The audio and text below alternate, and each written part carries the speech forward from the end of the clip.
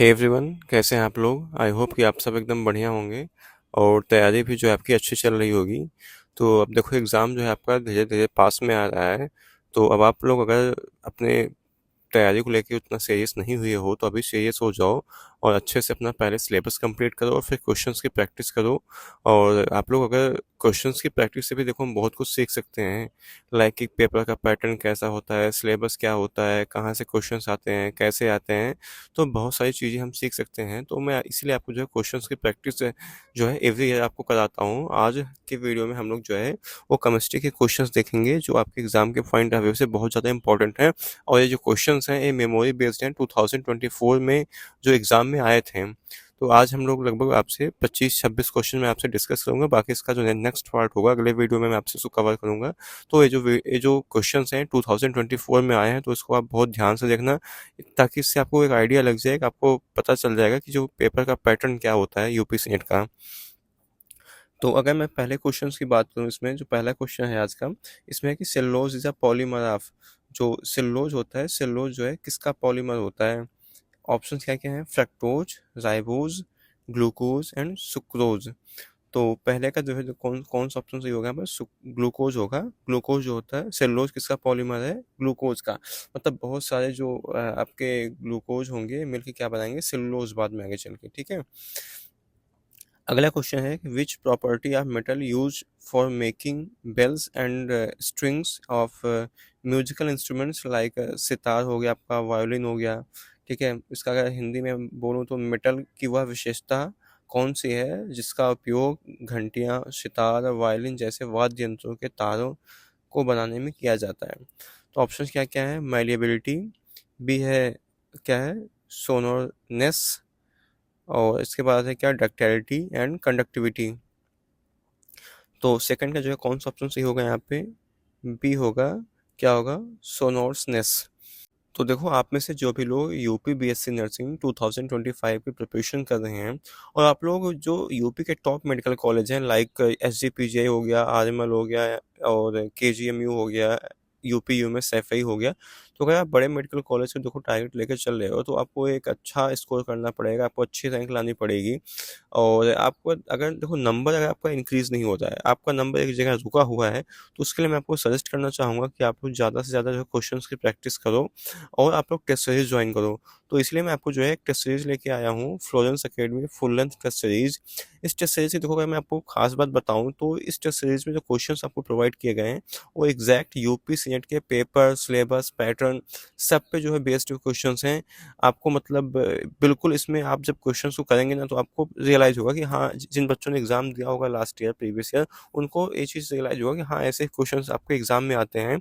तो अगर मैं बात करता हूँ इस टेस्ट सीरीज की प्राइस की, तो इस टेस्ट सीरीज की जो प्राइस है देखो बहुत कम है। सिर्फ और सिर्फ जो है 99 रुपीज़ में आपको 10 टेस्ट सीरीज प्रोवाइड की जा रही है। और यह जो टेस्ट सीरीज है हिंदी और इंग्लिश जो है दोनों लैंग्वेज में अवेलेबल है।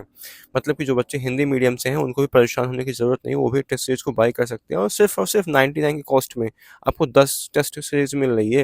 मतलब आपको 10 टेस्ट जो है देने को मिलेंगे, तो मतलब एक टेस्ट जो आपका 10 रुपये से भी कम है, तो मतलब बहुत ही ज़्यादा अफोर्डेबल प्राइस है। तो I would like to suggest you कि आप लोग देखो इस टेस्ट सीरीज को ज़रूर से ज़रूर बाई करो। और इसमें आपका आपका ही बेनिफिट है। आप मार्केट में जाएंगे, आप अगर कोई भी स्टडी मटेरियल खरीदें, लाइक बुक हो गया, आप किसी की कोई कोर्स करोगे तो बहुत आपको कॉस्टली पड़ेगा।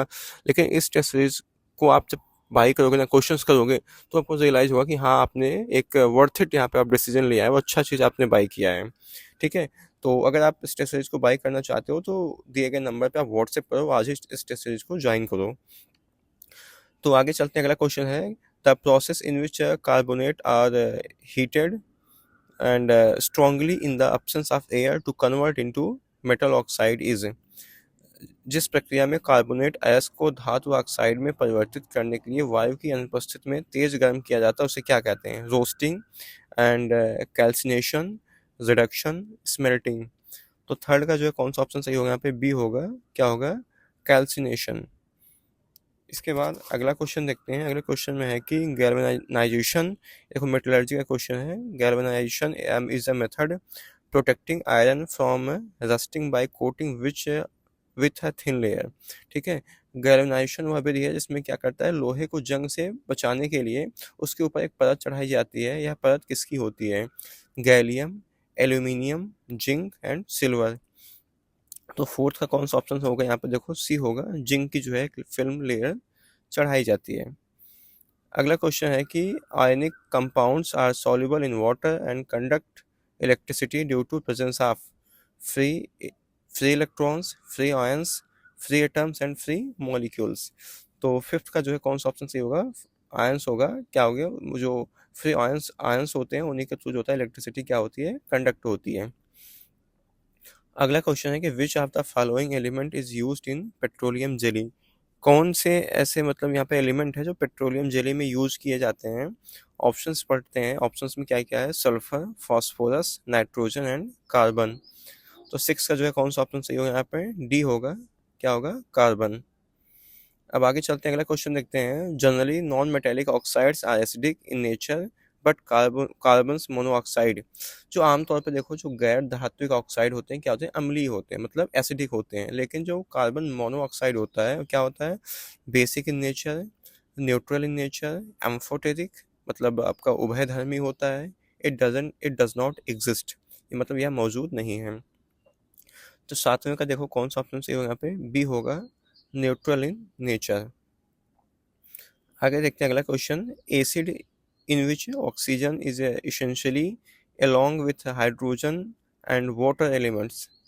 तो ऑप्शन क्या क्या है, hydra acid and oxy acid, strong acid and weak acid. तो क्वेश्चन नंबर 8 का कौन सा ऑप्शन सही होगा यहाँ पे, बी होगा। क्या होगा, ऑक्सी एसिड, मतलब ऑक्सी अम्ल। ऐसा हिंदी में बता दूं आपको, ऐसा अम्ल जिसमें हाइड्रोजन और अन्य तत्वों के साथ साथ अनिवार्य रूप से ऑक्सीजन भी उपस्थित होता है। ऐसे जो एसिड्स होते हैं, ऐसे एसिड को क्या बोलते हैं, ऑक्सी। देखो, O for oxygen and O for oxy, तो इसको आप ऐसे याद रखना। अगर एसिड में ऑक्सीजन भी है तो उसको क्या बोलेंगे, ऑक्सी बोलेंगे। प्रेसिपिटेशन फॉर्म्ड ऑन एडिंग क्या है, slaked lime in sodium carbonate in which. तो सोडियम कार्बोनेट में स्लैग्ड लाइम मिलाने से जो अपेच अवक्षेप बनता है वह है calcium oxide, calcium carbonate, sodium hydroxide and sodium oxide. तो नाइन्थ का जो है कौन सा ऑप्शन सही है यहाँ पे, बी होगा, कैल्शियम कार्बोनेट। अगला है 10वां question, question number 10। Which of the following acid is present in the sting of ants और बीज। चींटियों या मधुमक्खी के डंक में निम्नलिखित में से कौन सा जो है अम्ल पाया जाता है। Methanoic acid only, formic acid only, both A and B, and D है क्या है, नन ऑफ दीज। तो क्वेश्चन नंबर 10 का देखो सी ऑप्शन सही होगा। दोनों एसिड पाए जाते हैं, मेथनोइक एसिड भी पाया जाता है और क्या, फॉर्मिक एसिड भी जो है पाया जाता है। अगला क्वेश्चन देखते हैं। न्यूट्रलाइजेशन इज ऑप्शंस क्या क्या है, an exothermic process, endothermic, reversible and equilibrium. देखो एक्सोथर्मिक होता है, एक्सोथर्मिक में क्या होता है, आपका जो हीट होती है रिलीज होती है। इंडोथर्मिक में हीट एब्जॉर्ब होती है, ठीक है। और रिवर्सिबल मतलब उसको उल्टा प्रोडक्ट से जो आपका रिएक्टेंट से प्रोडक्ट बन सकता है, एंड जो आपका प्रोडक्ट है उससे रिएक्टेंट बन सकता है।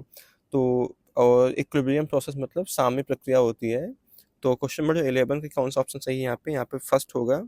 क्या कैसा होता है एक्सोथर्मिक, मतलब कि क्या होता है, उष्माक्षेपी है, मतलब कि एनर्जी जो होती है रिलीज होती है। अगला देखते हैं क्वेश्चन नंबर 12। क्वेश्चन नंबर 12 में बोल रहा है कि sodium carbonate on heating it's oxide which turns the litmus paper blue showing that oxide. मतलब सोडियम कार्बोनेट को गर्म करने पर जो ऑक्साइड बनता है वह लिटमस पेपर के घोल को क्या करता है, नीला कर देता है। यह प्रक्रिया क्या दर्शाता है आपका, acidic, basic, neutral and amphoteric. तो क्वेश्चन नंबर 12 का देखो कौन सा ऑप्शन सही है आपका, बी होगा। अगर ब्लू हो जा रहा है तो क्या मतलब होता है, नीला ना, क्षारीय है। इसके बाद अगला क्वेश्चन देखते हैं। अगले क्वेश्चन में है कि an aqueous solution of an acid is a good conductor of electricity due to presence of. एक अम्ल के जलीय घोल में बिजली का अच्छा क्या है, संचालन होता है क्योंकि उसमें मौजूद होते हैं free neutrons, free atoms and free ions and free molecules.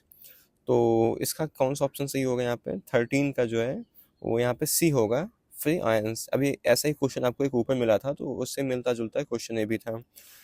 इसके बाद अगला क्वेश्चन है कि फैटी फूड्स बिकम क्या है, रैनसिड ड्यू टू प्रेजेंस ऑफ। वसायुक्त खाद्य पदार्थों में रस से दुर्गंध बनने की प्रक्रिया जिसके कारण किसके कारण होती है, oxidation, hydrogenation, collision and reduction. तो 14 का जो है कौन सा ऑप्शन सही होगा यहाँ पे? फर्स्ट होगा, क्या होगा? ऑक्सीडेशन। इसके बाद अगला क्वेश्चन देखते हैं। अगला क्वेश्चन है कि silver foil is used for wrapping food, which property of silver is used this? Density and क्या है? मेलिएबिलिटी, और इसके बाद है क्या? Ductility and strength. तो इसका कौन सा ऑप्शन सही होगा यहाँ पे? बी होगा, मेलिएबिलिटी। ठीक है, मतलब कि मेलिएबिलिटी में क्या होता है कि जैसे सिल्वर है, सिल्वर को पीट पीट के उसको इतना मतलब पतला कर देंगे कि उसकी जो आपकी फिल्म होती है ना, पतली झिल्ली समझो, कि वो प्रिपेयर हो जाती है। अगला क्वेश्चन है question number 16। Metal react with oxygen to form. जो धातु होता है ऑक्सीजन के साथ अभिक्रिया करके क्या बनाता है? Neutral oxide, basic oxide, acidic oxide and none of these. तो क्वेश्चन नंबर जो 16 जो है इसका कौन सा ऑप्शन सही होगा? बी होगा, क्या बनता है आपका? Basic oxide.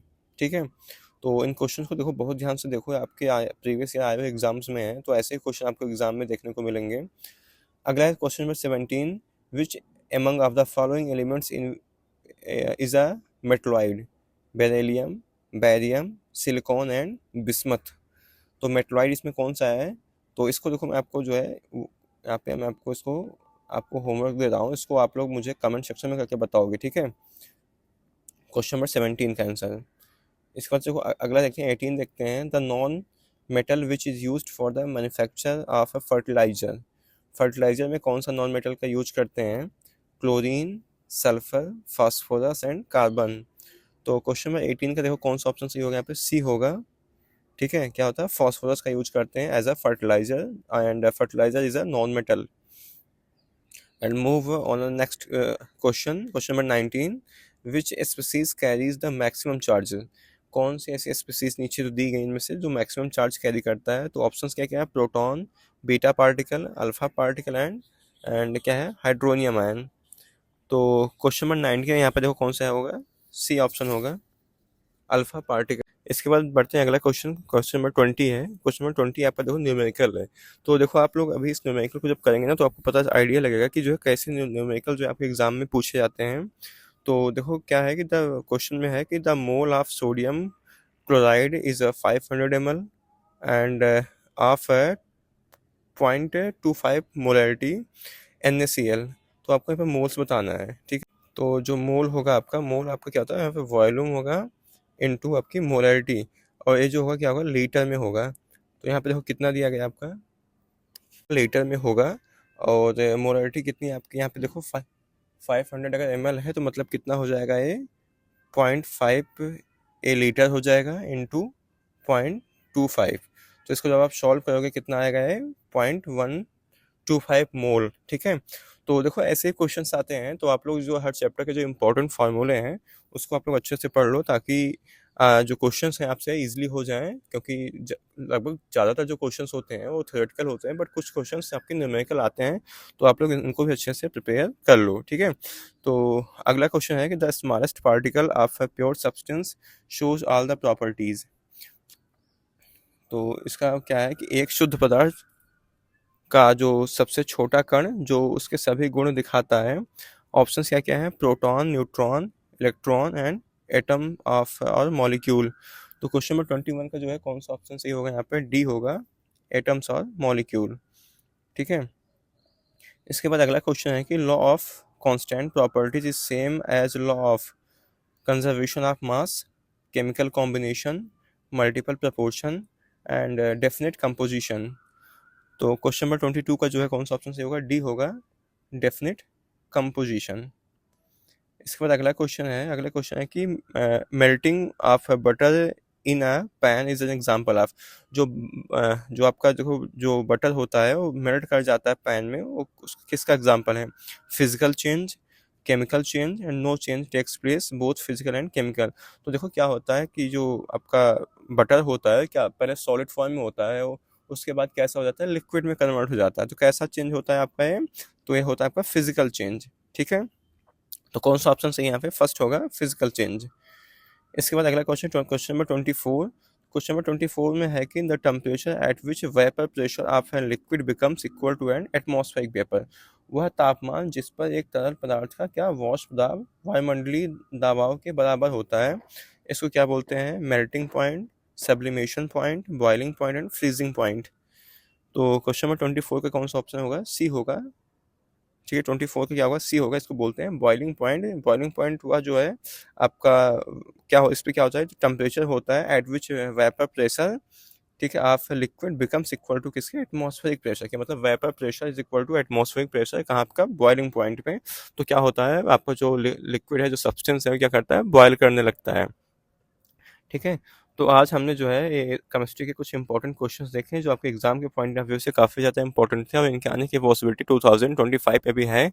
तो ये 2024 में आए भी हैं, तो प्रीवियस ईयर से भी एग्जाम्स में आपके क्वेश्चंस पूछे जाते हैं। तो आई होप कि आपको ये वीडियो जो है पसंद आया होगा। बाकी अगर आप ऐसी वीडियोज़ और चाहते हो तो आप कमेंट करके मुझे बताना कि आपको वीडियो कैसे लगी। तो अगर वीडियो आपको पसंद आए तो वीडियो को लाइक कर देना, चैनल के सपोर्ट में जो है चैनल को सब्सक्राइब कर देना। Thank you so much watching for this video.